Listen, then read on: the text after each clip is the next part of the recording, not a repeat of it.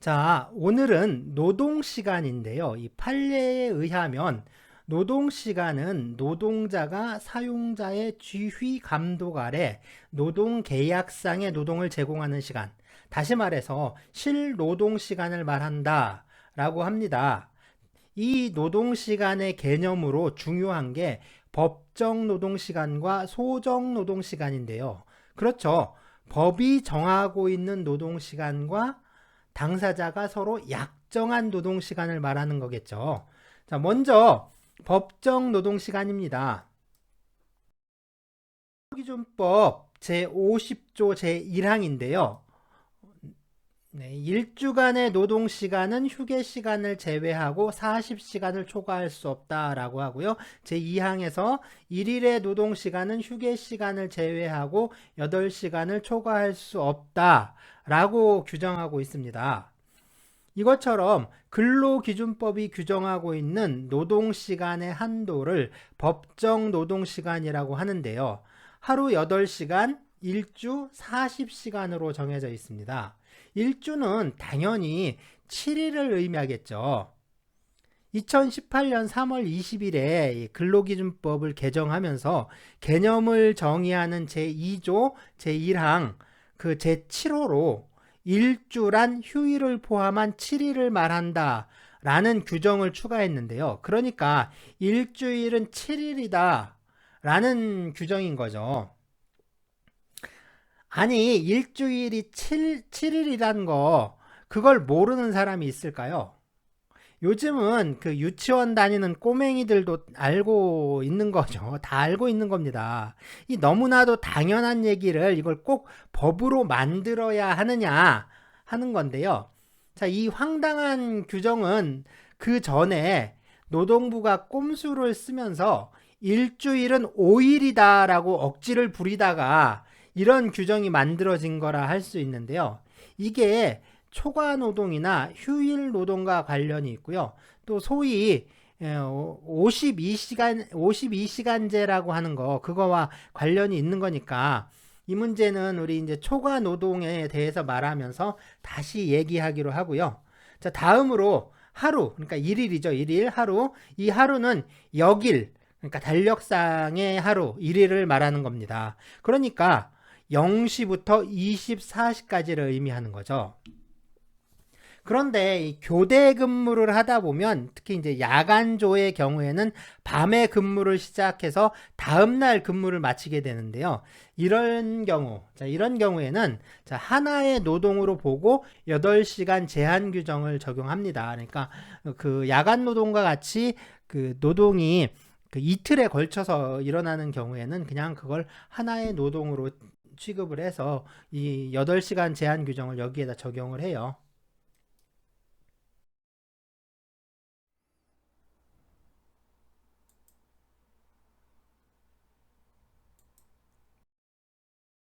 지금은 하루 8시간 노동제가 정착되어 있지만 이 하루 8시간 노동제가 그 제도화된 게 한 100년쯤 되었는데요. 그러니까 하루 8시간 노동, 그리고 8시간 수면, 그리고 8시간 휴식이라는 구호가 만들어진 게 지금부터 200년 전입니다. 거의 200여 년 전인데요. 1817년이었습니다. 네, 18세기 중반에 시작된 그 산업혁명이요. 그러니까 산업혁명이 그러니까 18세기 중반에 시작됐는데요. 그 당시에 노동자들은 하루에 16시간까지 일을 했고요. 휴일은 그 일요일 하루뿐이었는데, 자, 그나마 뭐 일요일에 쉴 수 있었던 게 기독교의 영향 때문이다. 뭐 이렇게 얘기를 하는데 사실 그래요. 이 봉건 시대 있죠. 봉건 시대의 그 농노들, 이 농노들은 일요일 날은 쉴 수가 있었습니다. 자, 이건 그러니까 그때는 노예나 농노들은 일요일 날 쉴 수가 있었는데 이건 그 서양 중세를 지배했던 기독교의 영향이 좀 강했기 때문인데요. 그러니까 중세 농촌 공동체는 기독교라는 이 종교 윤리의 지배를 받았기 때문인 거죠. 하지만 이 도시는 그렇지 않았어요. 도시와 그리고 이제 그 새롭게 형성되는 산업에서는 기독교의 영향이 강하지 않았거든요. 그러니까 기독교의 영향을 받지 않았습니다. 자, 근대 사회의 이 도시화 산업화에 의해서 형성된 그 공장 노동자의 경우에는 일요일에도 쉴 수가 없었던 거예요. 자, 뭐냐면 이 산업혁명으로 성장한 자본력이 이 기독교 문화, 그러니까 기독교의 휴일 제도의 시행을 계속해서 저지하고 있었던 건데요. 그러니까 이건 뭐냐면 이 산업화가 만들어내는 어떤 그 새로운, 그러니까 산업화에 의해서 형성된 새로운 계급의 힘에 의해서, 그리고 공장 입법을 통해서 휴일이 보장될 수 있었던 겁니다.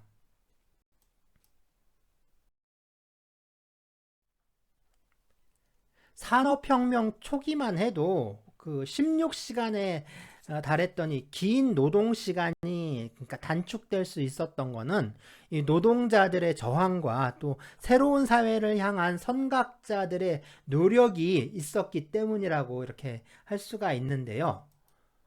네, 로버트 오웬이라는 영국 사람입니다. 보통 공상적 사회주의자라고 하는데, 그러니까 이 사람이 최초의 사회주의자예요.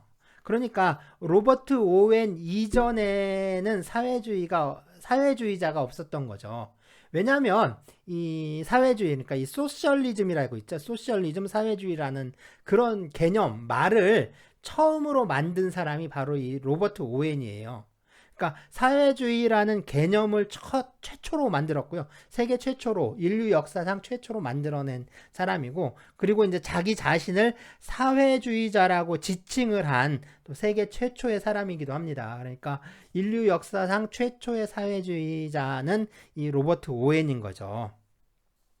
자, 보통 우리가 이제 사회주의라고 하면 뭐 칼 막스라든가 프리드리히 엥겔스 또는 뭐 레닌 이런 사람들이 많이 떠오르잖아요.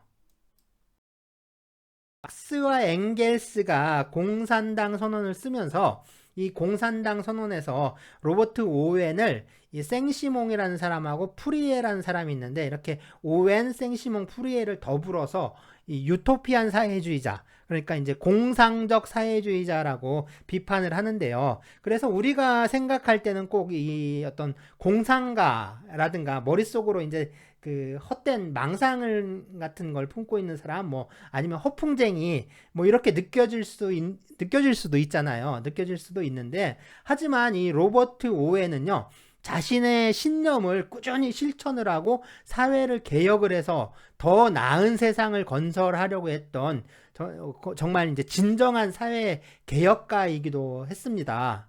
또 노동조합이나 생활협동조합 운동의 선구자이기도 한데요. 특히 이 로버트 오웬은요, 생활협동조합의 창시자라고 합니다. 그러니까 이 생활협동조합 운동의 그 아버지라고 할 수가 있는데요. 자, 1829년에서 1834년에 이 노동조합, 협동조합, 노동자 자주관리, 대안화폐 이런 운동 같은 걸 생각을 하고 또 실천을 했어요. 그래서 이 1844년에 그 로치데일 협동조합이 만들어졌습니다. 자, 이건요, 로버트 오웬이 구상하고 또 제안했던 그 뉴 하모니라는 공동체인데요. 이 로버트 오웬은 1825년 1월 3일에 이 배 한 척을 빌려서 그 자신을 찾아온 노동자 800명과 함께 이 미국으로 건너갑니다. 그래서 영국에서 미국으로 건너가는데요. 그리고 이제 이 인디애나주의 여의도 면적의 한 40배, 그러니까 여의도 크기의 한 40배가 넘는 그 넓은 땅에 이런 실험적인 공동체 마을을 세웠는데요. 그 이름이 바로 뉴 하모니였던 거죠. 그러니까 모든 사람이 완전히 평등하게 일하고 또 생활하는 협동 마을 같은 건데요. 이 아쉽게도 로버트 오웬은 이 그 사기꾼들한테 당해요. 그래서 사기를 당해서 그 가지고 갔던 재산을 이제 다 날리게 됩니다. 그러니까 1828년인데 3년 만에 그냥 빈털터리가 된 거죠. 그리고 이제 빈털터리가 돼서 쓸쓸하게 영국으로 돌아오게 돼요. 어쨌든 미국으로 건너가기 전에 로버트 오웬은요, 그러니까 자기가 공장을 운영하면서 하루 10시간은, 그러니까 하루 10시간 노동을 주장을 해요. 그리고 자기가 그 경영했던 그 공장에서 이걸 실천을 합니다. 그러니까 로버트 오웬 공장은 하루에 10시간만 딱 일을 했던 거죠. 자, 그리고 하루에 8시간 노동제 있죠. 이 하루 8시간 노동제는 1817년부터 이게 구호로 외쳐지기 시작했는데요. 하지만 8시간 노동이 실현될 때까지는 아주 오랜 세월이 걸렸는데요. 1848년에 프랑스 2월 혁명이 일어납니다. 이게 프랑스 2월 혁명이 사실상 노동자 혁명이라고도 할 수 있는데, 이 프랑스 2월 혁명이 일어난 결과 하루 노동 시간은 12시간 노동 정도 실현이 됐어요. 그러니까 1848년에 와서야 겨우 그 12시간으로 단축이 됐던 거죠. 자, 노동운동의 역사는 노동시간 단축 투쟁의 역사다. 뭐 이렇게 말을 할 수가 있는데, 이렇게 이제 불릴 정도로요. 노동운동의 역사는 노동시간 단축 투쟁의 역사다라고 할 수 있을 만큼 이 노동시간 문제가, 그러니까 노동 문제의 중심이 되어 왔어요. 그래서 21세기고 지금 21세기잖아요. 그리고 4차 산업혁명이 어쩌고 저쩌고 하는 지금 우리도 보면 노동 시간이 문제가 되고 있잖아요. 그러니까 노동 시간의 문제가 여전히 우리를 지배하고 있다라고 할 수가 있습니다. 자, 5월 1일, 그죠? 5월 1일을 노동절 또는 메이데이라고 하죠. 이 메이데이의 기원, 그러니까 노동자의 날 기원도 노동시간 단축을 요구하면서 했던 그 미국 노동자의 파업에서 비롯된 건데요. 이게 바로 그 1886년의 헤이마켓 사건입니다. 그러니까 이제 1880년대 당시에 이 미국 노동자들은 하루에 14시간에서 18시간까지 일을 했는데요. 그러고도 이 그러니까 주급으로 그 겨우 7달러에서 8달러 정도밖에 받지를 못했어요. 그러니까 아주 그 노동 조건이 열악했던 거죠. 그런 열악한 노동 조건에 처해 있었는데요. 그런데 그 당시에 그 판잣집, 아주 쓰러져가는 판잣집의 집세가 그 매월 10달러에서 15달러 정도였다고 하니까 거의 생활하기 힘든 수준인 거죠. 그래서 일주일에 8달러를 벌으면 48, 32달러에서 한 40달러, 대략 한 35달러 정도 번다고 하면 그 중에 10달러에서 15달러를 그 월세로 내면 거의 그 한 달 봉급의 3분의 1 정도가 이제 그냥 판잣집 월세로 나가버리는 거죠. 자, 그러니까 이런 열악한 생활을 개선하기 위해서 계속해서 이제 하루 8시간 노동제를 시행하라고 주장을 한 겁니다.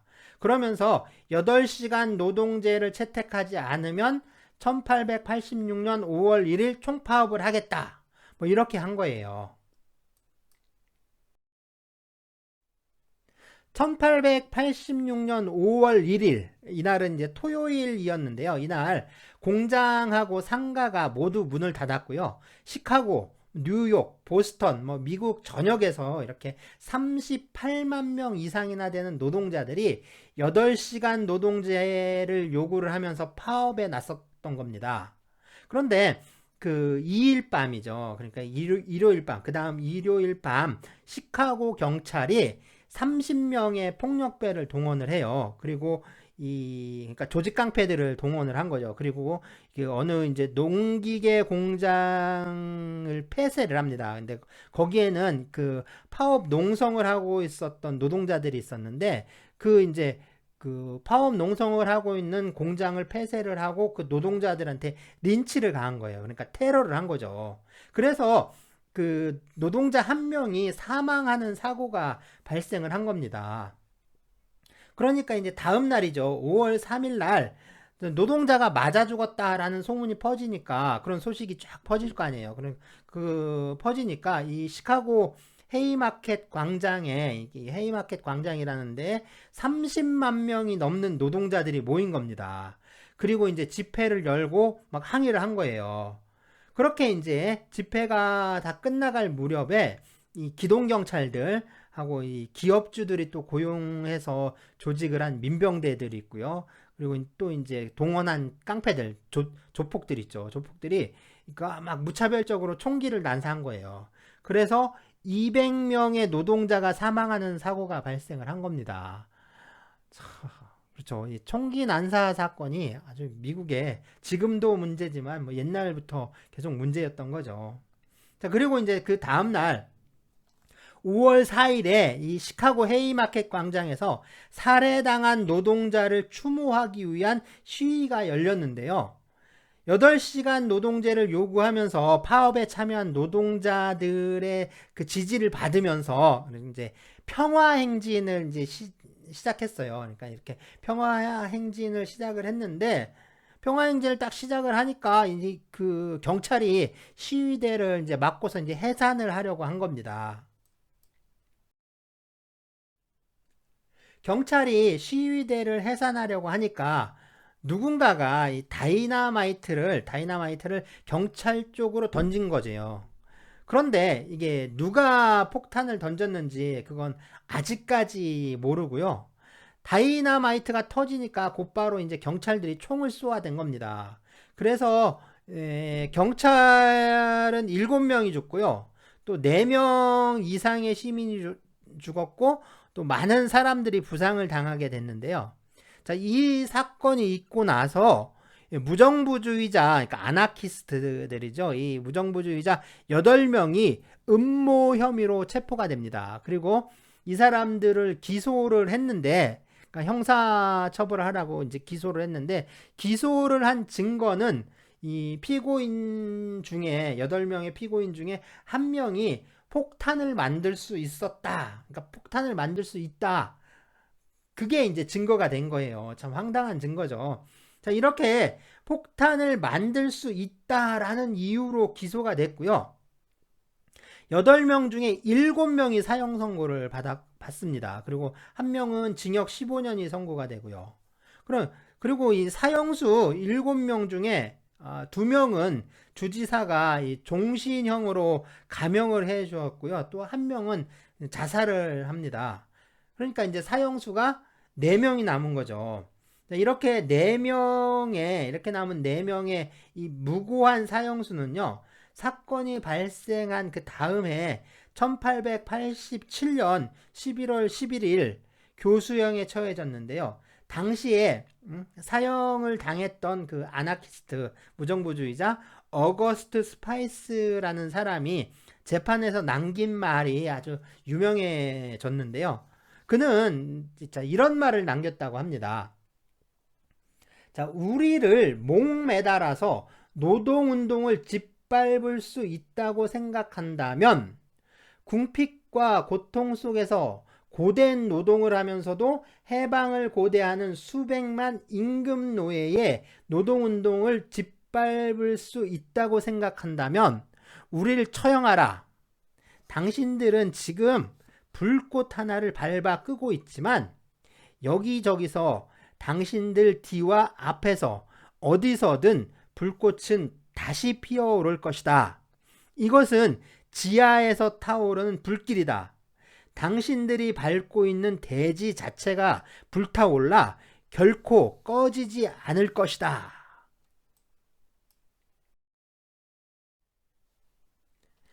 네, 19세기에 8시간 노동제를 쟁취하고 또 실현하기 위해서 국제적으로 활동했던 단체가 1864년 런던에서 창설된 이 국제노동자협회인데요. 보통 제1 인터내셔널이라고 부릅니다. 유럽과 미국의 노동조합, 또 협동조합, 뭐 노동자 교육단체, 또 사회주의자들이 광범위하게 모여서 결성한 단체인데요. 막스나 엥겔스뿐만 아니라 그죠? 정통 이제 막스주의, 공산주의, 뭐 사회주의라고 하는 그러한 사상뿐만 아니라 뭐 부르동주의, 라살레주의, 바쿠닌주의, 뭐 그리고 이제 영국식 노동조합주의까지 아주 다양한 사상들이 결합을 해 있었고요. 노동조합 운동뿐만 아니라 이 노동자들의 정당 창립이라든가 보통 선거권을 획득하기 위해 하기 위한 운동을 벌이고 또 이제 민족 독립운동을 옹호하는 그런 활동을 했는데요. 제1 인터내셔널이 활동하던 시기에 이 프랑스 파리에서 새로운 혁명이 일어나게 됩니다.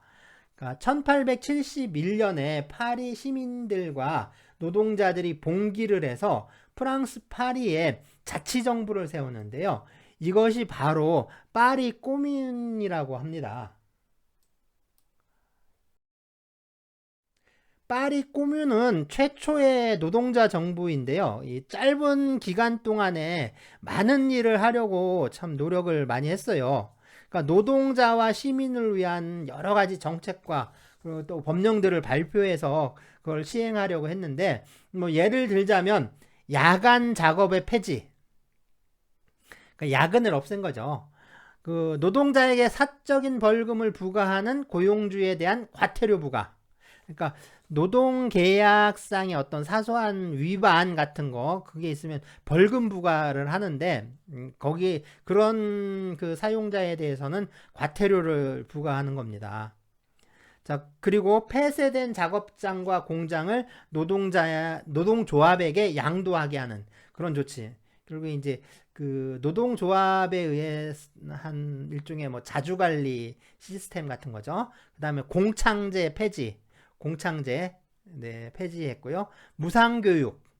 뭐 지금도 이제 우리 아직도 이제 논의가 뭐랄까 논란이 되고 있는 문제죠. 무상교육. 그다음에 임차인과 영세 상인에 대한 보호 조치. 뭐 이런 정책들을 시행을 합니다. 이건 지금 우리가 봐도 그러니까 우리나라의 지금 현실에 비추어 보더라도 이건 아주 진보적인 어쩌면 정말 혁명적인 조치들이었던 거죠. 자, 자치정부가 파리에서 이러한 노력들을 벌이고 있을 때, 그러면 이제 다른 세력들은 어떻게 하고 있었느냐? 당연히 이 파리 꼬뮌을 붕괴시키려고 했겠죠. 그래서 이 정부군이 프로이센 군대, 그러니까 독일 군대죠. 나중에 이제 독일 통일을 하는 프로이센 군대와 결탁을 해서 이 파리로 진격을 합니다. 이게 그런 거죠. 이제 동학혁명을 진압한다고 이 청나라 군대를 끌어들였던 그 사람들 있죠. 그 인간들하고 진짜 똑같은 짓을 한 거죠. 자, 그래서 이게 이제 피해 일주일이라고 부르는데요. 피해 일주일이라고 딱 부릅니다. 이게 7일 동안 아주 격렬한 시가전을 치르게 돼요. 이제 파리 시내에서 프로이센과 정부 연합군과 이제 파리 꼬뮌의 이제 군대하고 이제 시가전을 치르게 됩니다. 이 시가전 끝에 결국에 이제 꼬뮌은 와해가 되고요. 2만 명이, 그러니까 한 2만여 명 정도 되는 꼬뮌군들이 전사를 합니다. 그리고 3만 8천 명 정도, 3만 8천여 명 정도가 체포가 되는데요. 체포된 많은 사람들이 처형을 당했고요. 또 유배가 됐습니다. 자, 지금 보고 있는 이 그림은요. 이 프로이센군과 정부군에 대항을 했던 이 꼬뮌 전사들, 그래서 꼬뮌나르라고 불러요. 꼬뮌나르라고 불렀는데 이 꼬뮌나르들, 그러니까 꼬뮌의 전사들이 저 꼬뮌 만세를 부르면서 처형당하는 장면을 그린 사파입니다.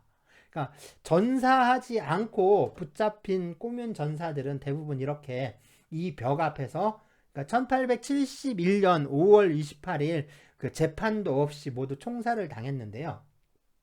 이때 이 꼬뮌 전사들이 총살을 당한 이 벽은 그러니까 아직도, 그러니까 지금까지도 남아 있습니다. 그래서 이게 파리 동부의 페르 라쉐즈 공동묘지 그 한편에 이 꼬뮌 전사의 벽이라는 이름으로 지금까지 남아 있고요. 이게 자유를 위한 그 투쟁의 상징으로 지금까지 여겨지고 있습니다. 아주 유명한 그 벽이에요. 아주 유명한 그 일종의 뭐 꼭 이제 그 들러야 하는 그런 대로 이렇게 이제 되고 있어요. 그래서 이게 자유를 위한 투쟁의 상징으로 여겨지고 있습니다.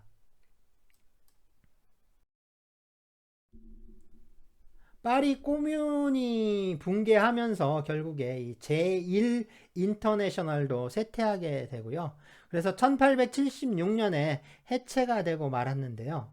그러다가 이 1889년 7월 14일, 그죠? 7월 14일 이날이 언제냐? 이날이 뭐냐면 그 프랑스 혁명 100주년 기념일이에요. 그래서 1789년 7월 14일에 프랑스 혁명이 일어났는데, 그래서 이제 1100년이 지난 1889년 7월 14일 프랑스 혁명 100주년 기념일에 이날 프랑스 파리에서요. 이 프랑스 혁명을 기념하면서 이 국제 노동자 대회 창립 총회가 개최가 됐는데요.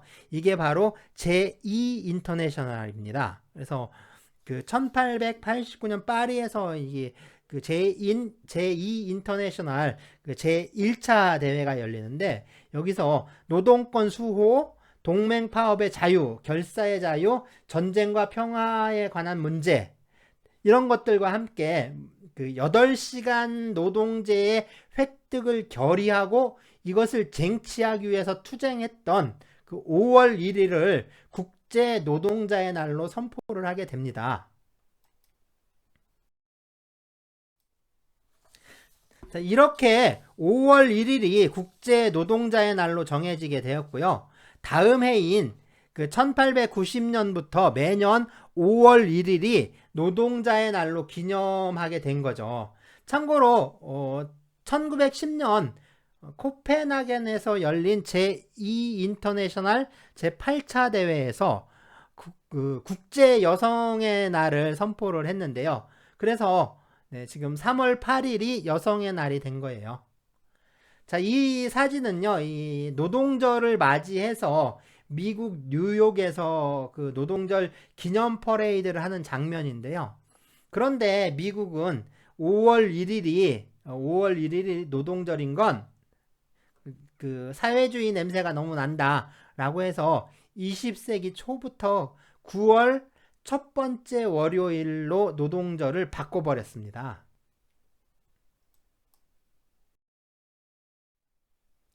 자, 우리나라의 경우에는 1923년, 그러니까 식민지 시대였죠. 이때 노동운동을 이끌었던 단체가 조선노동총동맹이었는데요.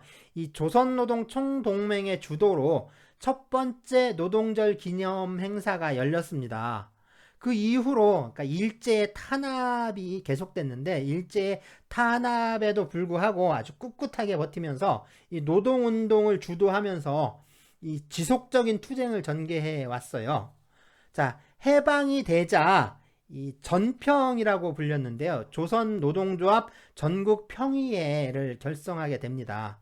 그런데 이 전평, 이 조선 노동조합 전국 평의회가 이 미 군정에서 이 전평을 불법 단체로 낙인을 찍어요. 그리고 이게 그러면서 이제 백색 테러의 표적이 됐는데, 그 정치 깡패 김두한 있죠. 김두한 알죠? 김두한. 이 정치 깡패인데, 이 김두한이 바로 이 노동조합 집회에 폭탄을 집어던지고 뭐 기관총을 난사하면서 테러를 일삼던 그런 인물입니다. 그래서 뭐 있죠. 뭐 야인 시대니 뭐 그런데 나오는 그런 드라마에 나오는 저기들 뭐 김두한이니 뭐 시라손이 이성순 같은 인간들, 뭐 그 다음에 뭐 또 누구 있죠? 뭐 하여튼 쭉 많은데, 그런 인간들이 뭐 건달이다 뭐 이런 식으로 포장을 해서 보여줬는데, 사실은 그때 해방되고 나서 그 이승만 정권 때까지 그랬어요. 뭐 사람 죽이고 다니고 막 테러하고 그런 정치 깡패들이었죠. 자, 며칠 전에 4월 3일, 그러니까 제주 그 4.3 항쟁 기념일이었는데, 그때 이제 그 4.3 항쟁 때 그때 제주도에 가서 양민들을 학살했던 그 서북 청년단이라는 테러 조직이 있었는데요.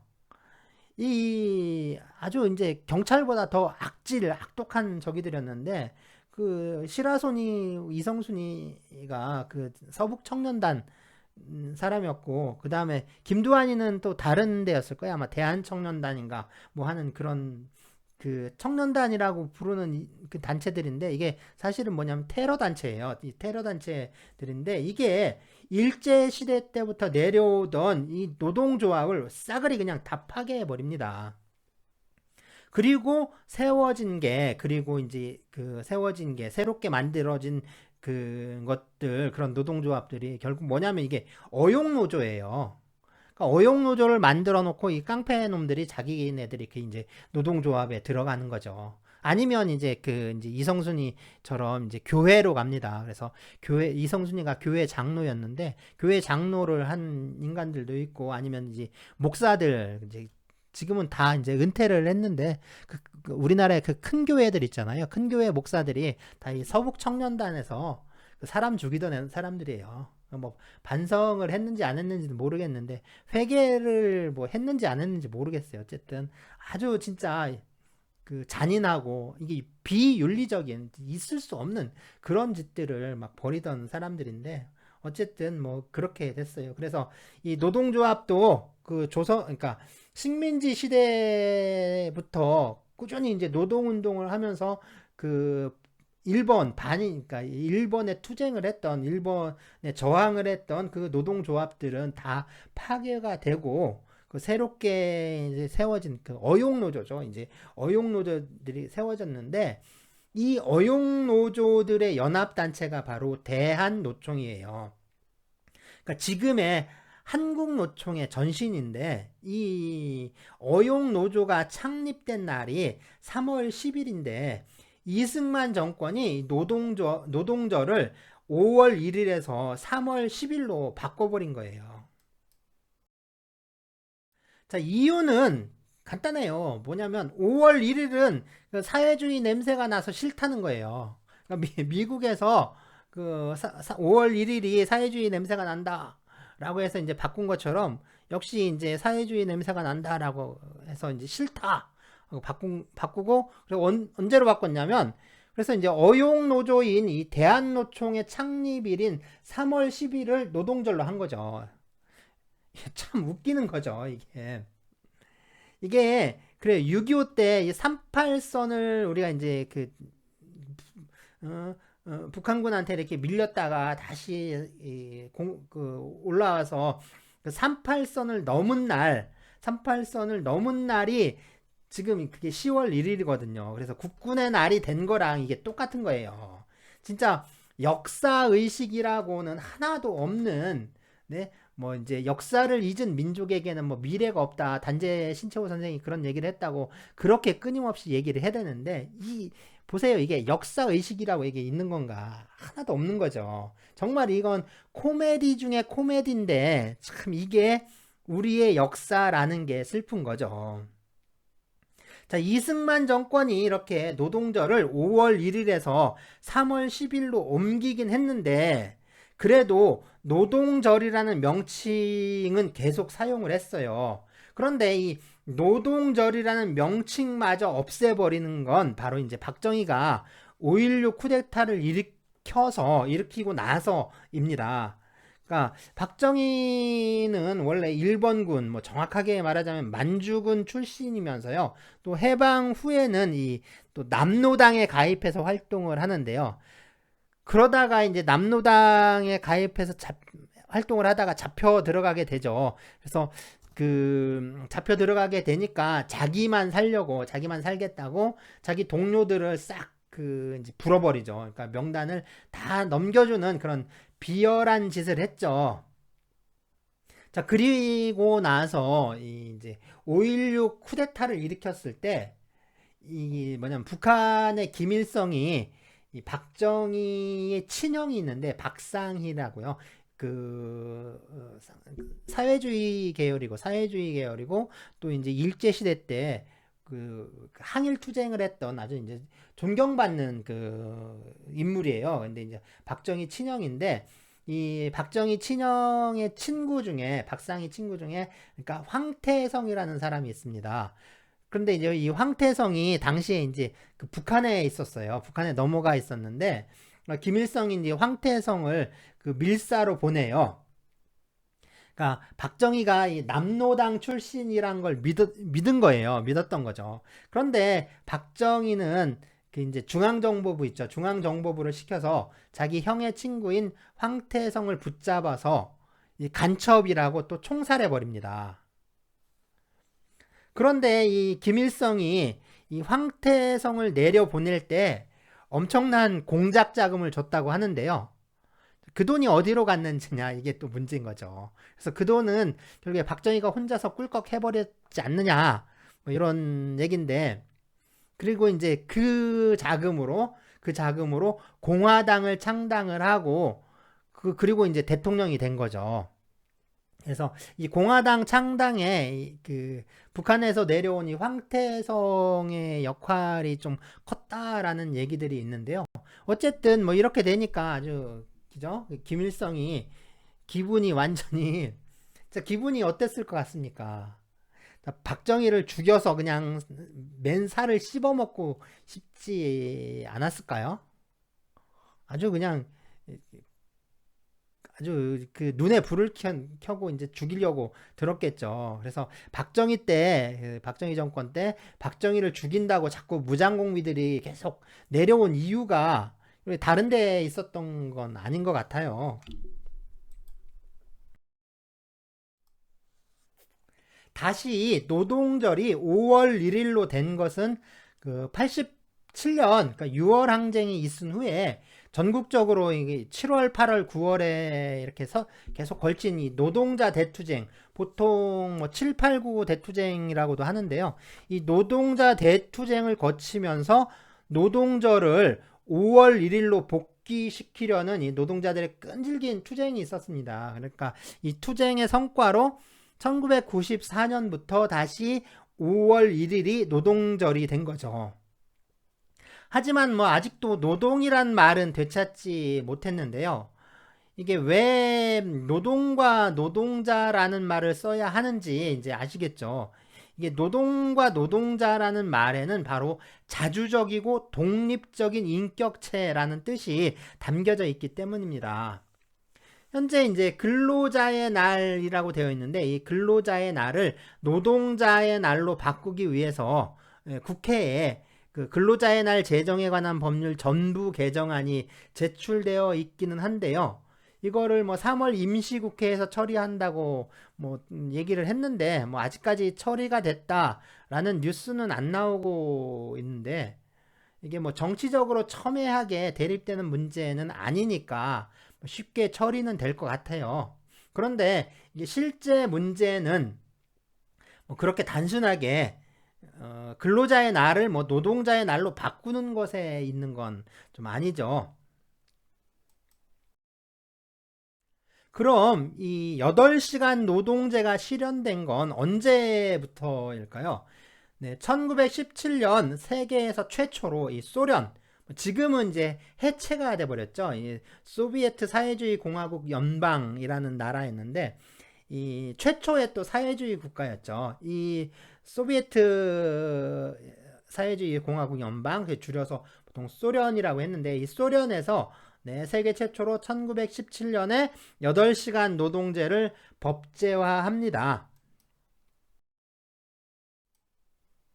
자, 그리고 1919년 설립된 이 국제노동기구의 제1회 총회에서 공업적 기업에 있어서 노동시간을 1일 8시간, 1주 48시간으로 제한하는 조약, 이거를 제1호 조약으로 이렇게 채택을 했고요. 또 1935년 제19회 총회에서 노동시간을 1주 40시간으로 단축할 것에 관한 조약을 제47호 협약으로 채택했습니다.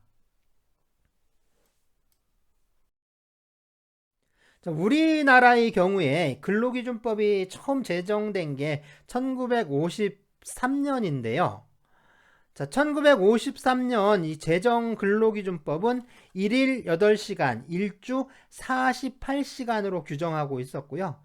당사자의 합의로 일주에 60시간까지 노동시간을 늘릴 수 있도록 했습니다. 그러다가 1989년 3월 29일 1일 8시간, 주 44시간으로 단축이 되었고요. 2003년 9월 15일 일주 40시간 1일 8시간으로 현재와 같은 상태로 법이 개정이 됐습니다.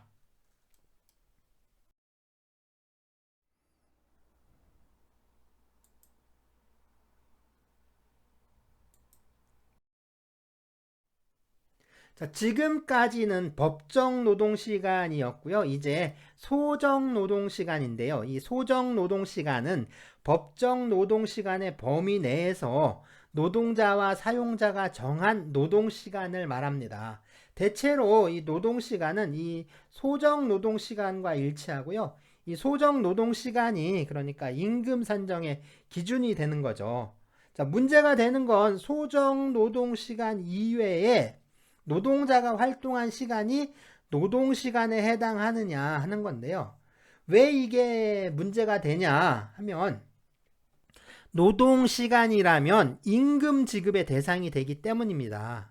자, 뭐 이런 문제들에 대해서 그래서 노동시간에서 나타나는 문제들에서 좀 한번 좀 살펴보기로 하고요.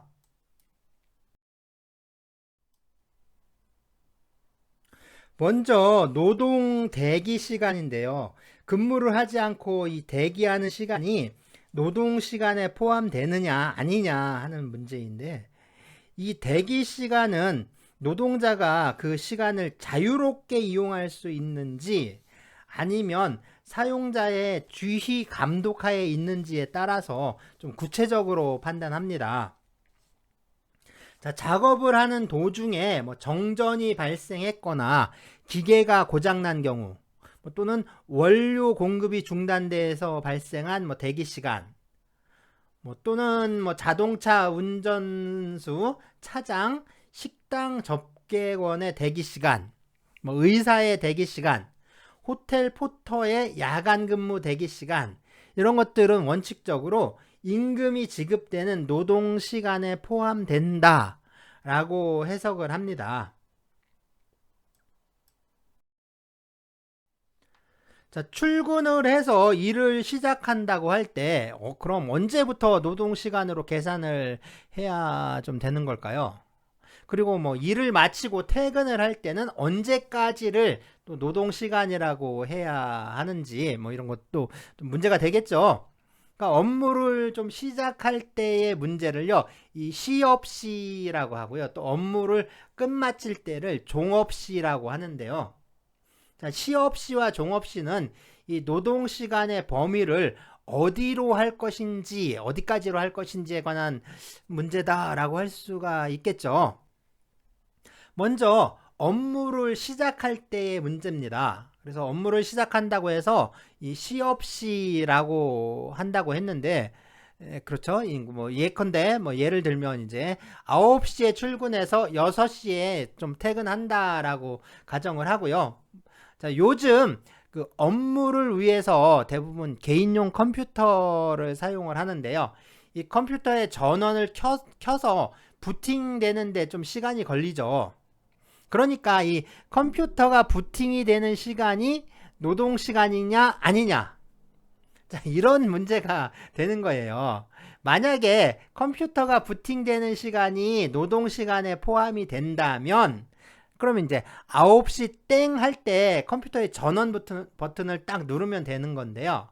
그게 아니라 뭐 이렇게 이제 업무를 준비하는 시간, 컴퓨터가 부팅되는 시간은 노동 시간이 아니라고 한다면, 그렇다면 9시 이전에 컴퓨터를 켜고 9시가 되기 전에 부팅이 돼서 9시가 되면 곧바로 이제 업무를 할 수 있어야 하는 거겠죠. 그러니까 9시에는 컴퓨터 화면이 딱 켜져 있는 상태여야 하는 거죠. 자, 그래서 이 시업 시의 경우에 보면 보통 그 작업에 필요한 지시를 받는다거나 또 교대를 위해서 인수인계하는 시간, 또 이제 기계 점검이라든가 뭐 정리 정돈하는 시간, 이런 거는 그 통상적인 업무에 종사한 것으로 봅니다. 자, 이러한 일들이 그러니까 통상적인 업무 시간 이전에 시작 시간 전에 이루어지더라도요. 이거는 노동 시간에 포함될 수가 있습니다. 자, 그리고 이제 만약에 조회, 회의, 체조 이런 거 있죠. 조회라든가 회의라든가 체조 같은 게 이 사용자의 지휘 감독하에 의무적으로 행해지는 경우 있죠. 이런 경우에는 역시 노동 시간에 해당합니다. 그러니까 일하기 전에 한번 이제 회의하고 그리고 이제 뭐 또 체조를 한다거나 그러면 그 시간들은 다 노동 시간으로 포함되는 거죠. 그러니까 그 임금이 계산되는 시간인 겁니다. 또 작업복을 갈아입는 시간, 보호구, 보호모를 착용하는 시간, 이런 게 노동 시간에 포함이 되는지 뭐 이런 게 좀 문제죠. 그래서 이게 옷을 갈아입고 준비하는 시간이 노동 시간이냐 뭐 이런 건데, 이거는 그 업무성의 유무에 따라, 그래서 이게 업무성이 있느냐 없느냐 뭐 이런 것에 따라서 좀 판단을 하게 되는데요. 그러니까 작업복이나 보호장비의 착용이 이 취업규칙에 의한 의무사항이다. 그 의무사항이다. 그래도 이제 성질상 자연스러운 어떤 성질상 노동계약상의 의무를 이행하기 위한 준비행위에 속하는 경우에는 이게 그 노동시간에 포함되지가 않습니다. 그러니까 예를 들자면 이런 건데요. 그 은행 직원들이 그 제복을 착용하는 시간. 이거는 은행 직원의 업무와는 직접적인 연관이 없잖아요. 그러니까 이런 경우에는 노동 시간에 포함되지가 않습니다. 대부분 제복 착용 시간은 그래서 업무 시간에 포함되지 않는다라고 보는 거죠. 그러니까 업무가 시작되는 시간 이전에 옷을 갈아입고 있어야 하는 거죠. 자, 그렇지만 우리 이제 공사 현장이라든가 이 작업 현장에서요, 안전보호 장비를 착용하는 거, 이 문제는 그렇죠. 재해 방지라든가 또는 직무 질서의 유지를 위해서 꼭 필요한 행위라고 할 수가 있습니다. 자, 이러한 안전 장비 착용은 그래서 작업 개시와 필수 불가결한 업무 관련 행위이기 때문에 이건 노동 시간에 해당한다. 이렇게 해석이 돼요. 네, 이거 중요합니다. 그래서 안전장비라든가 이런 거 입고 착용하고 그런 시간은 노동 시간에 포함이 됩니다. 자, 그리고 업무가 끝날 때 문제인데요. 이건 종업시라고 합니다. 그래서 작업상 필요한 뭐 기계 점검이라든가 청소, 정리정돈, 인수인계 이런 경우에는 이건 업무를 끝마치는, 그러니까 업무의 최종적인 부분이기 때문에 당연히 노동시간에 포함이 되고요.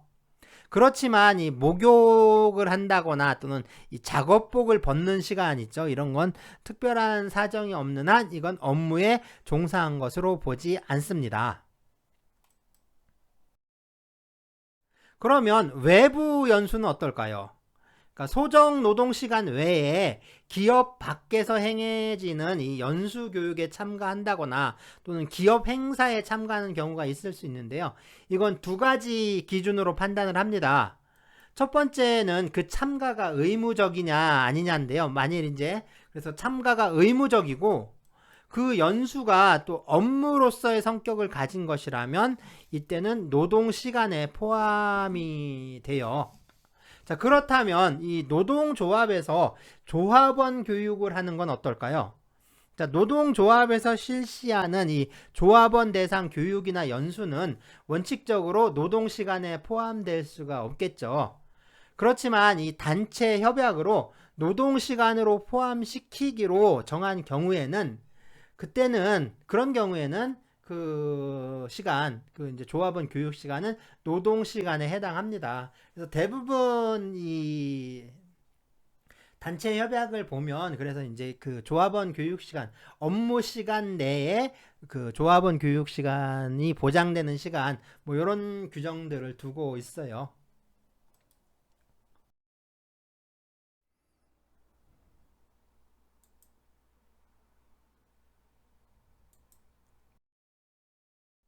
다음으로 초과 노동인데요. 뭐 연장 노동이라고 한다라고 했죠.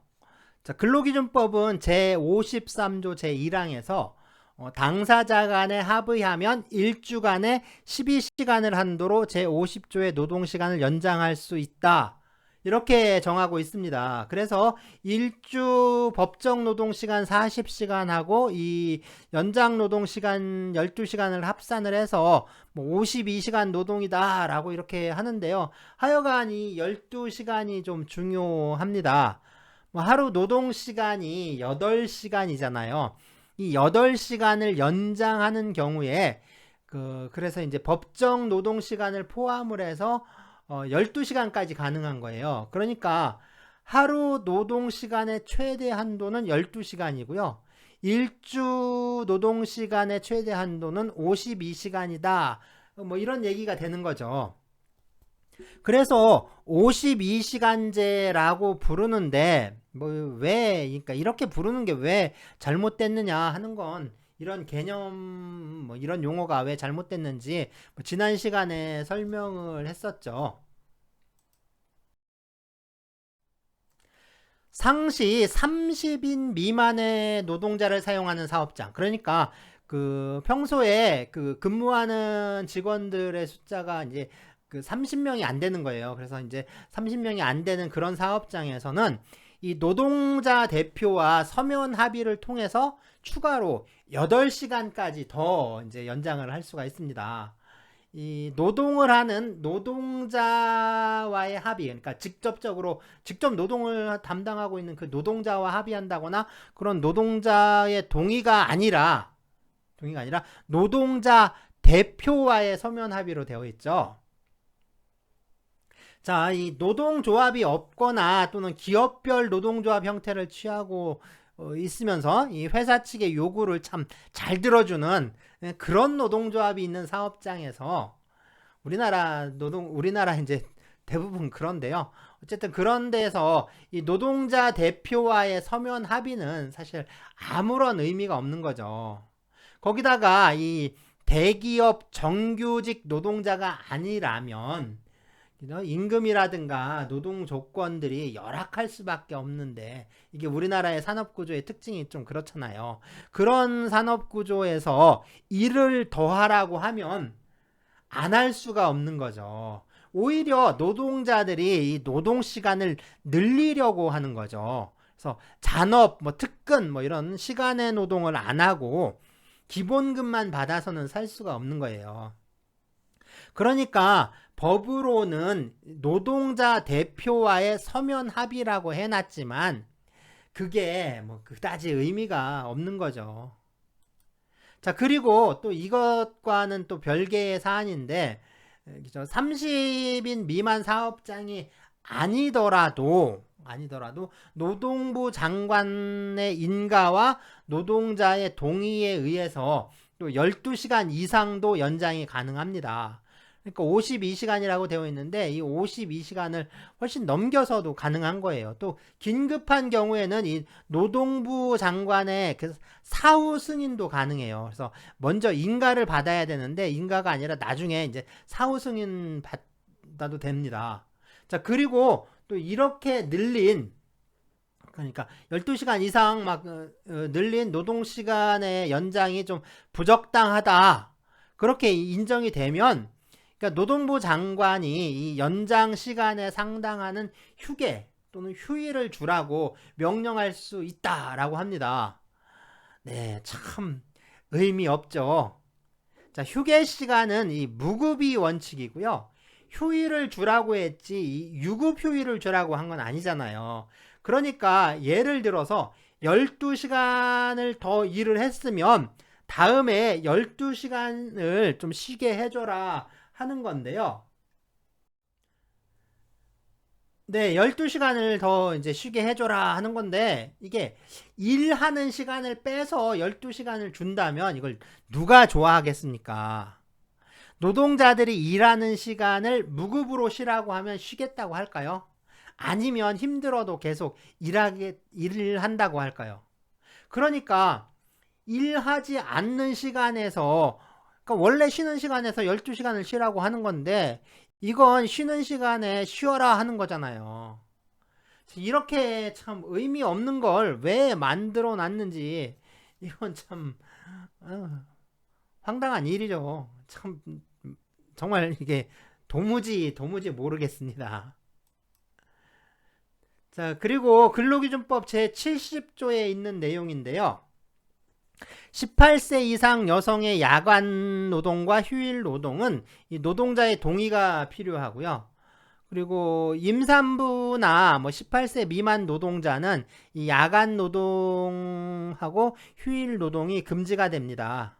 자, 그렇지만 이 18세 미만 노동자의 동의가 있는 경우, 그 다음에 산후 1년이 경과되지 아니한 여성 노동자의 동의가 있는 경우, 임신 중에 여성이 명시적으로 청구하는 경우에는 예외가 인정됩니다. 자, 이러한 경우 노동부 장관의 인가를 받아야 하는데요. 또 산후에 1년이 경과되지 않는 그런 여성 노동자의 경우에는 이 단체 협약이 있더라도 하루 2시간, 일주일에 6시간, 또 1년에 150시간을 초과하는 시간의 노동을 시키지 못하도록 근로기준법 제71조에서 규정하고 있습니다. 이런 것들은 다음 주에 모성보호제도를 다룰 때 한 번 더 보기로 하고요. 사용자는 연장노동, 그리고 밤 10시부터 다음날 6시까지 야간노동, 또 휴일 노동에 대해서 통상임금의 100분의 50을 가산하여 지급해야 한다.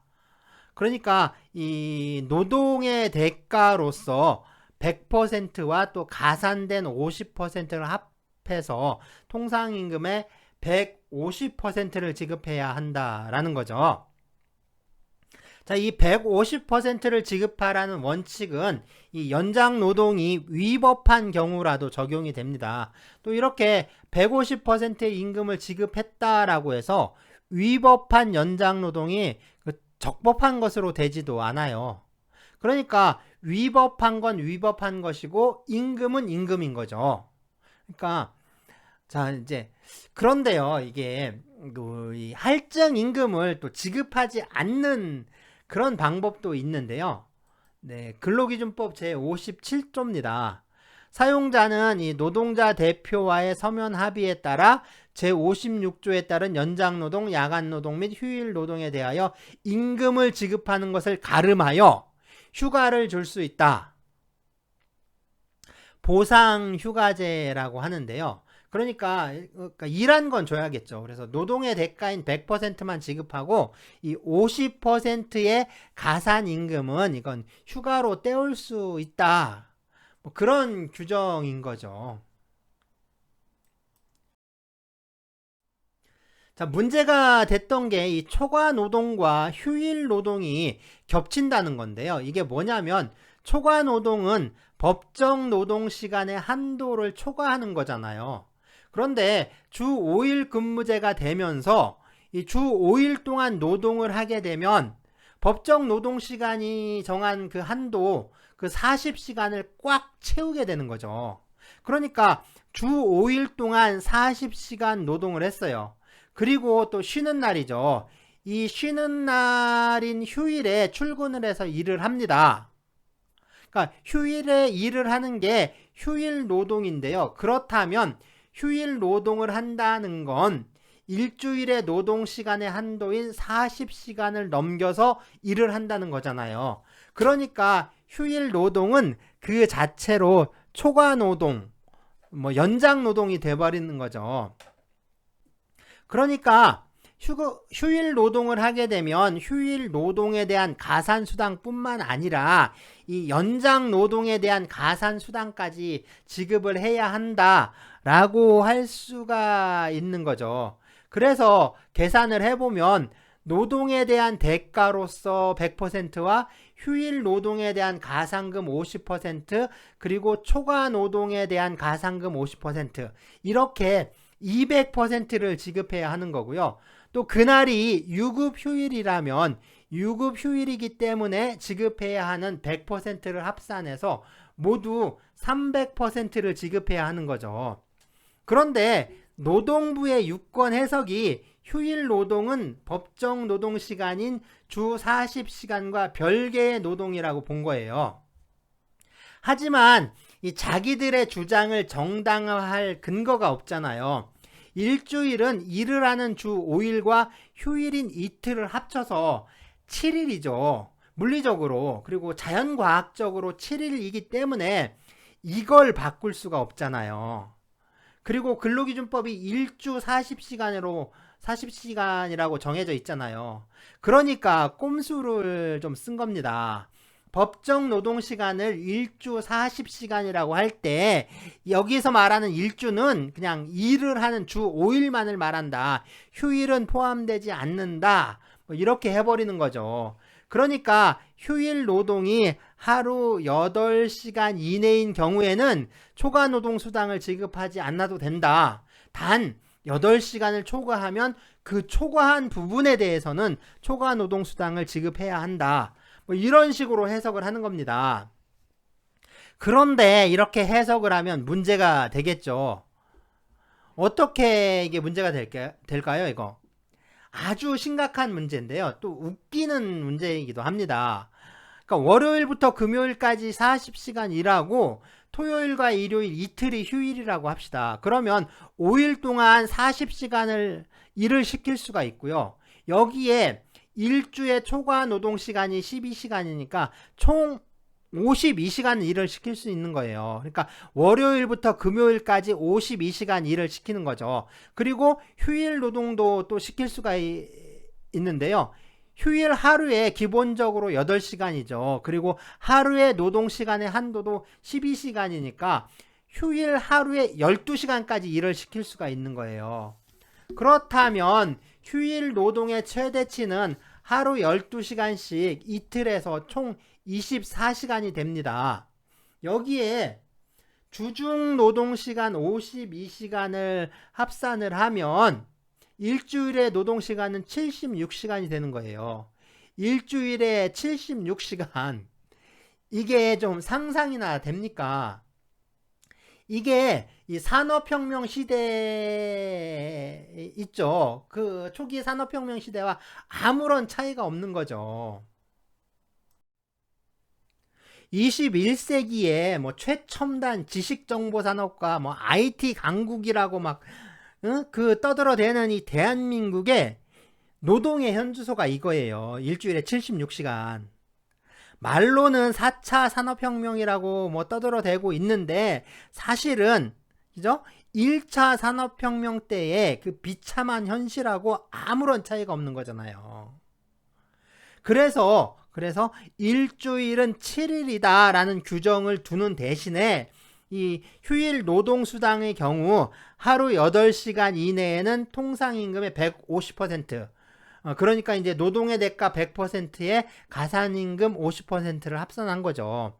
그리고 8시간을 초과할 때는 초과 노동수당 50%를 합산해서 200%를 지급하도록 법을 개정한 거죠. 자, 이렇게 했어도 아직 문제는 남아 있는 거예요. 논리적으로 휴일 노동 하루 8시간은 초과 노동 12시간에 포함되지 않는 거잖아요. 자, 이런 모순들이 잔뜩 쌓여 있는데 뭐 이걸 해결할 생각은 없고 그냥 얼렁뚱땅 뭐 대충 그냥 얼버무리려고 하는 겁니다. 그게 바로 52시간 노동제라는 개념인 거예요. 그러니까 이런 개념을 통해서 현재 우리 노동 시간이 갖고 있는 그 모순을 적당히 그냥 은폐하려고 하는 거죠. 자, 이럴 때일수록 그러니까 원칙을 좀 분명하게 해야 이런 문제를 해결할 수 있는 거죠. 자, 노동 시간은 40시간이에요. 그러니까 40시간 노동제라고 해야 합니다. 그리고 예외적으로 초과 노동 시간 12시간이라고 해야죠. 다시 말해서 주 40시간 노동제와 주 12시간 초과 노동제라고 불러야 하는 겁니다. 그러니까 원칙은 주 40시간 노동제 그리고 예외적으로 주 12시간 초과 노동제라고 해야 하는 거예요. 그리고 나서 네, 노동시간 감소로 그 나타나는 어떤 그 노동자들의 임금 문제, 그러니까 임금이 줄어들잖아요. 그러니까 이 노동자들의 임금 보전이라든가 아니면 소득 보전을 위한 그런 정책들을 펴야 하는 거죠. 그게 좀 맞는 거잖아요.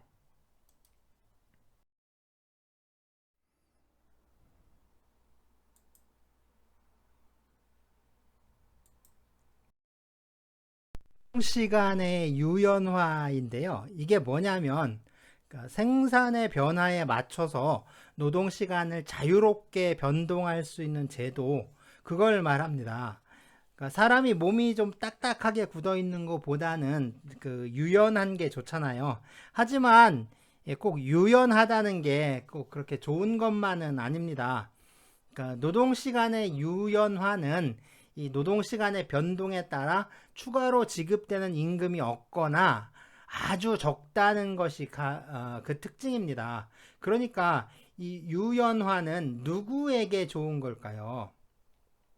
그러니까 경영자나 사용자 단체에서 유연화를 추진하는 것과 노동조합에서 반대하는 이유는 이렇게 이해관계가 서로 대립하고 있기 때문인 거죠. 노동시간의 유연화라는 건 그 법정 노동시간을 원칙으로 노동시간의 탄력적 배분과 유연성을 확보하는 제도라고 하는데요. 이 선택적 노동시간제와 탄력적 노동시간제가 대표적입니다. 뭐 그 외에도 인정노동이나 재량노동제도 같은 것들이 있고요.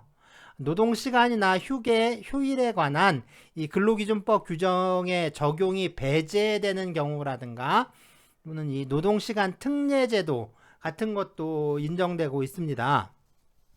자, 그러면 이 현재 이 탄력적 노동시간제는요, 이 3개월 단위의 탄력적 노동시간제와 3개월을 초과하는 탄력적 노동시간제가 있는데요.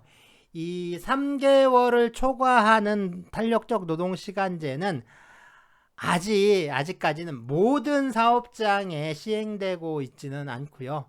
올해 1월 5일 근로기준법을 개정을 하면서 이게 도입한 제도라서 50명 이상 사업장에는 이게 공포 후 3개월이 경과한 날부터 시행이 되고요. 5인 이상 50인 미만 사업장에서는 올해 그러니까 2021년 7월 1일부터 시행이 됩니다.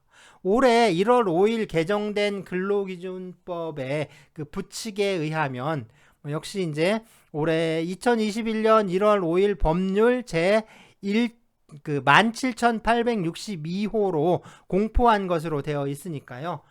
그러니까 이게 오늘이죠. 3개월이 지난 날은 오늘입니다. 그래서 오늘 4월 6일부터 50인 이상 사업장에 적용이 되기 시작한 거예요.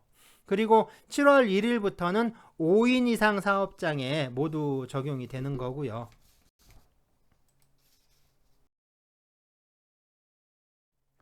자, 먼저 이 선택적 노동시간제는 업무의 시작과 종료 시각을 노동자가 자유로이 결정해서 근무하도록 하는 그런 노동시간 제도를 말하는데요. 일단 업무의 시작과 종료 시각을 노동자의 결정에 맡기기로 취업규칙에 정해야 하고요. 그리고 노동자 대표와의 서면 합의가 있어야 하는데 이 이제 서면 합의가 있어야 하는데요. 이때 서면 합의에서 자, 대상 노동자의 범위와 정산 기간 동안의 총 노동 시간, 그리고 반드시 근무해야 하는 시간대를 정했을 때는 그 시작과 종료 시간, 그리고 노동자가 자기 결정에 따라 근무할 수 있는 시간대를 정한 경우에는 역시 그 시작과 종료 시각, 그리고 이제 대통령령으로 정하는 사항에 대해서 정해야 하고요. 이렇게 정한 경우에 노동자는 자신의 선택에 따라서 업무의 시작과 종료 시각을 정해서 노동을 할 수가 있게 되는데요. 정산 기간은 1개월인데 1개월을 정산 기간으로 하는데 신상품이나 또는 신기술의 연구개발 업무의 경우에는 3개월까지 할 수가 있습니다. 이게 여기서 끝나는 게 아니죠. 이 제도가 뭐냐면 정산 기간 동안에 평균 노동 시간이 법정 노동 시간의 한도 내에 있으면, 그러니까 일주일에 노동 시간 40시간 그리고 하루 노동 시간 8시간을 초과해서 노동시킬 수 있다라는 거예요. 자, 일주일에 40시간, 하루 8시간을 초과하면 초과 노동이라고 했잖아요. 그리고 이 초과한 시간에 대해서는 통상임금을 50% 할증해서 지급해야 한다라고 했는데, 이 노동시간 유연화는 이게 뭐냐면 초과 노동이 발생해도 여기에 대해서 할증임금을 지급하지 않아도 된다는 거예요. 자, 자세한 거는 이 탄력적 노동시간제에서 보기로 하고요. 이 선택적 노동시간제는 18세 미만의 그 노동자에게는 적용할 수가 없습니다. 또 사용자는 이 정산기간을 1개월을 초과해서 정한 경우에, 그러니까 정산기간이 이제 한 3개월까지 할 수 있다라고 했으니까 그렇게 이제 2, 3개월로 그렇게 정한 경우에, 그래서 일을 마치고 다음날 일을 시작할 때까지 연속해서 그 11시간 이상의 휴식 시간을 주어야 하고요. 그 다음에 1개월을 평균해서 일주 노동 시간이 40시간을 초과하는 부분에 대해서는 통상임금의 50%를 가산해서 지급해야 하는데요. 이 경우에 이게 이제 초과 노동에 관한 임금 할증을 규정한 이 근로기준법 제56조 제1항은 이게 적용되지가 않습니다.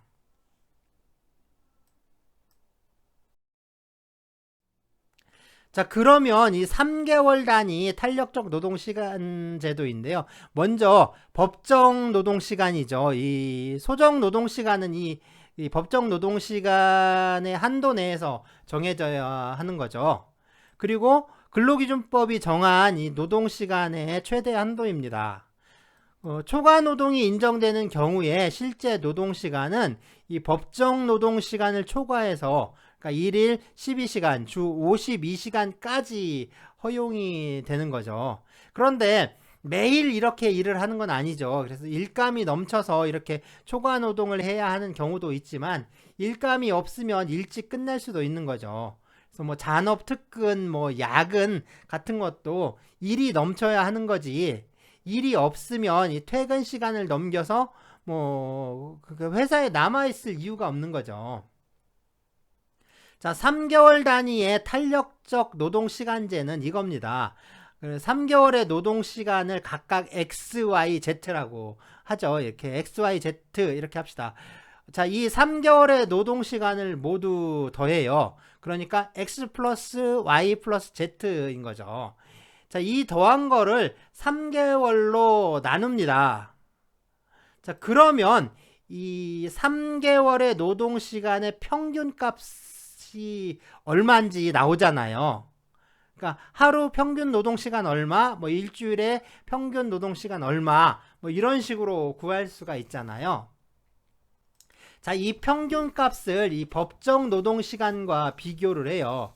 비교를 해서 평균 노동시간이 이 법정 노동시간을 초과하지 않으면 할증임금을 지급하지 않는 거예요. 자, 노동시간의 평균값이 법정 노동시간을 초과하더라도 할증임금 액수는 많이 이제 줄어들겠죠. 바로 이게 이 제도의 핵심입니다. 그러니까 노동시간을 늘리고 줄이고 하는 게 이 제도의 본질이 아니라 임금을 삭감하는 것이 본질인 거죠. 자, 노동시간 유연화라는 말, 또는 이 탄력적 노동시간제라는 말, 이건요, 그러니까 이 제도의 본질을 해석하고 은폐해서 그 사람들을 기만하는 용어일 뿐이라는 거죠. 사실은 이게 이 저임금 장시간 노동을 유지하기 위한 임금 삭감 제도일 뿐인 겁니다. 그러니까 말로는 계속 4차 산업혁명 시대라고 하면서, 그러니까 노동 구조는 이게 1차 산업혁명 시대에서 못 벗어나고 있는 거, 어쩌면 이게 우리나라의 이게 적나라한 현실이라는 거예요. 그래서 이 승자 독식의 정글 자본주의라고 표현하기도 하고, 또 천민 자본주의라고도 하잖아요. 자, 일자리를 늘리고 또 노동 시간을 단축을 해서 일자리를 나누고 그래야 하는데 오히려 거꾸로 가려고 하고 있죠. 자꾸 어떻게든 이 노동 시간을 늘리려고 꼼수를 쓰고 52시간제라는 것도 바로 이런 꼼수인 거죠. 자, 노동 시간은 40시간이지 이게 어떻게 50시간이 되겠어요. 자, 산업 구조가 변화하고 경제 구조가 변화하려면 당연히 노동 구조가 변화해야 하는데 이 노동 구조의 변화가 좀 새로운 시대에 맞춰서 미래지향적으로 바뀌는 게 아니라 그러니까 자꾸 저 옛날로 돌아가려고 하니까 그러니까 이 악덕 자본가가 노동자를 쥐어짜던 그런 시대로 돌아가려고 하니까 문제인 거죠. 자, 그런데 이 탄력적 노동시간제를 이 경총이나 정부에서요, 계속 6개월까지 확대하려고 했고요. 그게 올해 1월 5일 근로기준법을 개정하면서 입법화가 된 겁니다. 이 탄력적 노동시간제가 근로기준법에도 제3장 임금이 아니라 제4장의 노동시간에서 다루어지고 있고, 뭐 이름에도 노동시간이 들어가 있으니까 이게 노동시간의 문제로 인식이 되는데요. 사실 이건 노동시간의 문제가 아니라 임금의 문제인 거죠. 중요한 건 노동시간이 아니라 임금이에요. 임금이 더 중요한 문제입니다.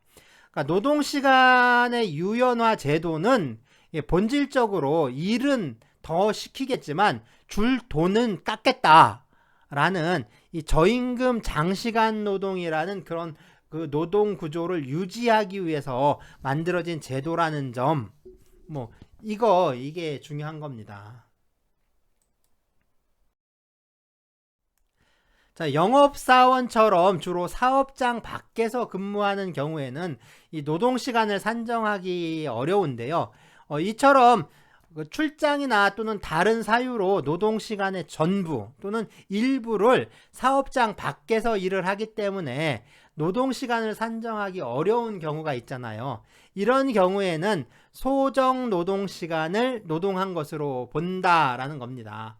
하지만 이 소정 노동시간을 초과해서 일할 필요가 있는 경우에는 통상적으로 그 업무 수행에 필요한 시간을 노동한 것으로 볼 수 있는데요.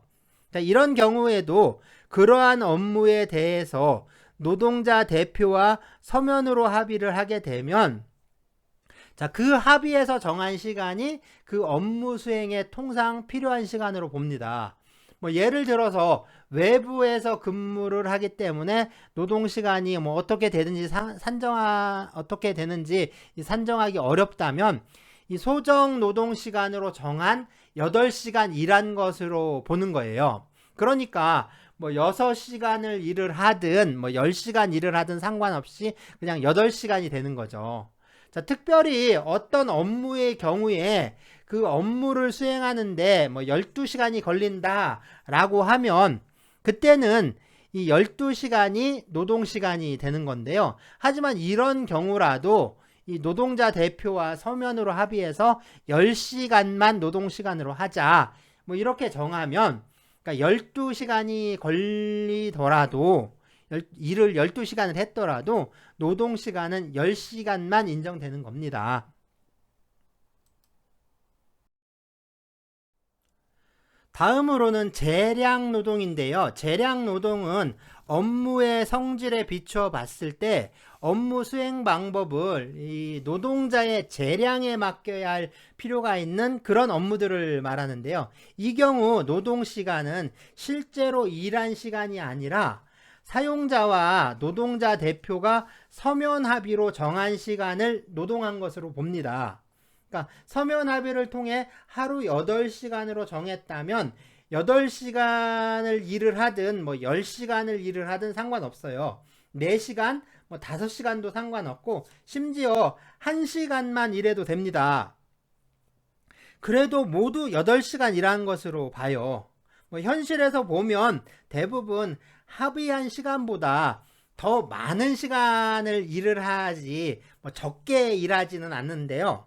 문제는 이러한 재량 노동이 인정되는 업무가 무엇이냐 하는 거겠죠. 네, 대통령령으로 정하고 있습니다. 근로기준법 시행령 제31조에서 제1호에서 제6호까지 정하고 있는데요. 먼저 제1호 신상품 또는 신기술의 연구개발이나 인문사회과학 또는 자연과학 분야의 연구 업무, 제2호 정보처리 시스템의 설계 또는 분석 업무. 자, 어떤 업무들인가요? 자, 보통 R&D라고 많이 하죠. 연구 개발 업무들을 말하는 거죠. 제3호 신문, 방송 또는 출판 사업에서의 기사의 취재, 편성 또는 편집 업무. 제5호 방송 프로그램, 영화 등의 제작 사업에서의 프로듀서나 감독 업무. 네. 자, 비슷한 업무끼리 좀 묶어서 보라고 제4호를 뒤로 빼고 제5호를 앞으로 당겼는데요. 네, 신문, 방송, 영화 뭐 이쪽 업무들이죠. 뭐 기자나 PD, 감독들이 여기에 해당합니다. 방송이나 영화계 쪽의 노동 구조가 참 열악한데요. 여기서 방송 제작이나 영화 제작에 참여하는 그 모든 사람의 노동이 재량 노동이 되는 건 아니고요. 법 규정을 보면 프로듀서나 감독이라고 했잖아요. 그러니까 이 사람들만 재량 노동인 거예요. 그러니까 PD나 감독 말고 다른 노동자들은 재량 노동이 아닙니다. 그리고 이 방송이나 영화 현장에서 PD나 감독은 사실상 노동자가 아니라 사용자에 속하는 사람이죠. 그러니까 밤 꼬박 세워서 하루를 넘겨가며 드라마 찍고 영화 찍고 이러는 거 어떻게 보면 다 근로기준법 위반입니다. 제4호 의복, 실내장식, 공업제품, 광고 등의 디자인 또는 고안 업무라고 했는데요. 주로 이제 디자이너, 뭐 일러스트레이터 이런 사람들의 업무를 말해요. 제6호 그 밖에 고용노동부 장관이 정하는 업무라고 했는데 이건 회계, 법률사건, 납세, 법무, 노무관리, 특허, 감정평가, 금융투자분석, 투자자산운용 등의 사무에 있어 타인의 위임, 위촉을 받아 상담, 조언, 감정 또는 대행을 하는 업무 뭐 이런 것들을 말합니다.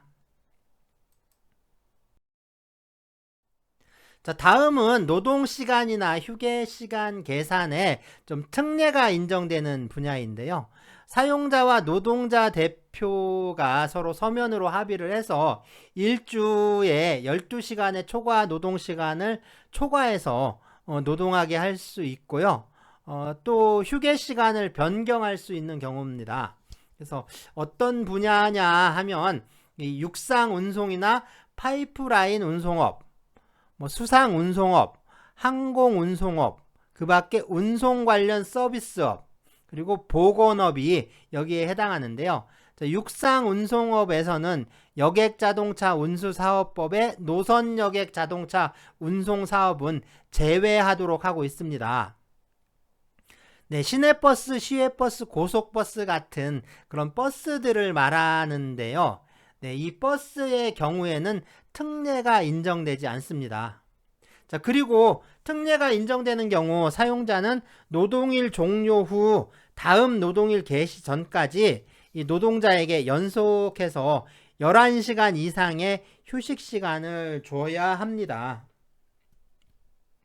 자, 노동시간과 휴게시간의 특례에 관한 이 근로기준법 제59조는 2018년 3월 20일 개정이 되었는데 개정되기 전에 좀 규정하고 있던 업종은요. 운수업, 물품 판매 및 보관업, 금융보험업, 영화 제작 및 흥행업, 통신업, 교육 연구 및 조사사업, 광고업, 의료 및 위생사업, 접객업, 소각 및 청소업, 이용업, 네, 머리 깎는 거예요. 네, 이용업, 그 밖에 공중의 편의 또는 업무의 특성상 필요한 경우로서 대통령령으로 정하는 사업, 뭐 이렇게 해놓고 있었어요. 자, 아주 좀 많은 업종에서 이 노동시간에 대한 예외를 인정하고 있었던 거죠. 자, 이제 근로기준법에서 정한 노동시간이 이 휴일에 관한 규정이 아예 적용되지 않는 노동자들입니다. 그러니까 근로기준법 제63조에서 제63조 제1호에서 제4호까지 규정하고 있는데요. 자, 먼저 제1호 토지의 경작 개간 식물의 재식 재배 채취 사업, 그 밖에 농림사업, 농업이죠, 농업. 농업이나 임업. 제2호 동물의 사육, 수산동식물의 체포 양식사업, 그 밖에 축산 양잠 수산사업. 네, 제1호와 제2호 규정은 농업, 임업, 축산업, 수산업 이런 분야의 노동을 말하는 거죠. 그러니까 이 농업 노동자는 이 근로기준법에서 정한 노동시간에 대한 규제가 아예 적용되지 않는다라는 겁니다. 제3호 감시 또는 단속적으로 노동에 종사하는 자로서 사용자가 고용노동부 장관의 승인을 받은 자. 제4호 대통령령으로 정하는 업무에 종사하는 노동자라고 규정하고 있는데요.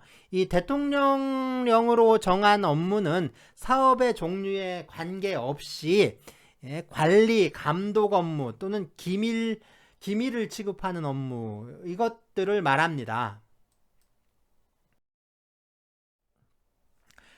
관리, 감독 업무는 국장, 부장, 공장장 이런 사람들인데요. 노동 조건의 결정이나 이 노무 관리에 관해서 이 경영자와 일체적 지위에 있는 거예요. 그러니까 경영자와 함께 이제 행동하는 그런 사람들이죠. 그래서 이제 출퇴근에 엄격한 제한을 받지 않는 그런 업무를 말합니다. 또 기밀을 취급하는 업무는 이제 비서 있죠. 비서와 같이 그 직무가 이 경영자나 관리자의 활동과 뗄 수 없는 그런 불가분의 관계에 있는 사람들인데요. 역시 출퇴근에 엄격한 제한을 받지 않는 그런 경우를 말합니다. 이런 거 혹시 본 적이 있나요? 이게 워치타워라고 하는데요. 이게 망루라고 하죠. 이게 전에 보면 이 용산 소방서에도 이 높은 탑이 있었어요. 그래서 이 망루에 올라가서 이게 이제 뭐 하는 데냐면 이 망루에 올라가서 이 불이 났는지 안 났는지 그러니까 불 나는 걸 이제 감시를 하는 겁니다.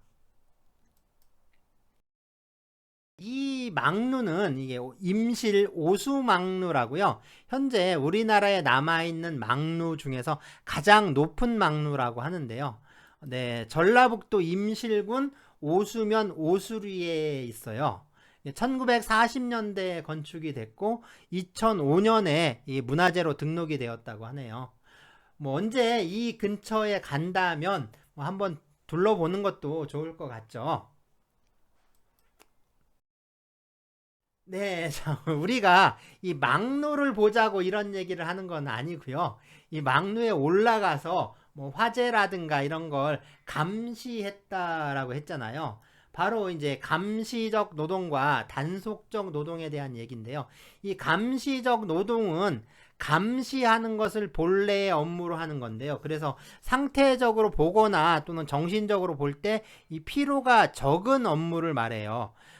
이런 것처럼 이 화재 감시라든가 수로 감시 또는 물품 감시, 개수기 감시, 그리고 이제 수의 업무가 여기에 속한다라고 할 수가 있습니다. 네, 여기에 비해서 이 단속적 노동은 이 노동이 계속 끊기는 형태로 이루어지는 거예요. 일을 좀 하다가 대기하다가 또 일을 조금 하다가 또 대기하고 이런 형태의 노동을 말합니다. 그래서 노동의 형태가 좀 간헐적 또는 단속적으로 이루어지면서 휴게 시간 또는 대기 시간이 많은 업무들을 말합니다.